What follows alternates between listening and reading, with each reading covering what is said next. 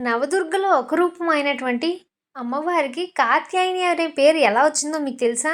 కాత్యాయనుడు అనే మహర్షి తనకి దుర్గాదేవి కూతురుగా జన్మించాలని తపస్సు చేశాడు. అదే సమయంలోని మహిషాసురుడు అనే రాక్షసుడు దేవతలను, ప్రజలను కూడా భయపడుతూ ఉండేవాడు. అప్పుడు బ్రహ్మ, విష్ణు, మహేశ్వర రూపాలు తేజస్సు నుంచి ఒక అపురూపమైనటువంటి శక్తి రూపుదాల్చుకుంది. కాత్యాయని మహర్షి కోరిక మేరకు ఆ శక్తి అయిన ఆశ్రమంలో జన్మించి ఆయనచే పూజించబడింది. అందుకే ఆమెను కాత్యాయని దేవి అని పేరొచ్చింది. ఆ తర్వాత ఆమె మహిషాసురునితో యుద్ధం చేసి అతన్ని సంహరించి లోకానికి శాంతి ప్రసాదింపజేశారు కాత్యాయని అమ్మవారు. అయితే కాత్యాయని దేవి పీతలు అంటే మనకు తెలుసు కదా, క్రాబ్స్. సో వాటికి అధిదేవత. ఈ విషయం మీలో చాలామందికి తెలీదు. అయితే నవరాత్రుల్లోని 6వ రోజు ఈ అమ్మవారిని పూజిస్తారు.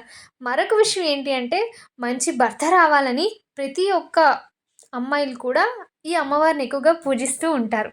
సో మీరు కూడా పూజిస్తూ ఉంటే కింద కామెంట్ బాక్స్‌లో కామెంట్ చేయండి. ఓకే. సో వీడియో నచ్చినట్లయితే లైక్ చేయండి, షేర్ చేయండి అండ్ సబ్స్క్రైబ్ కూడా చేసుకోండి. Thank you.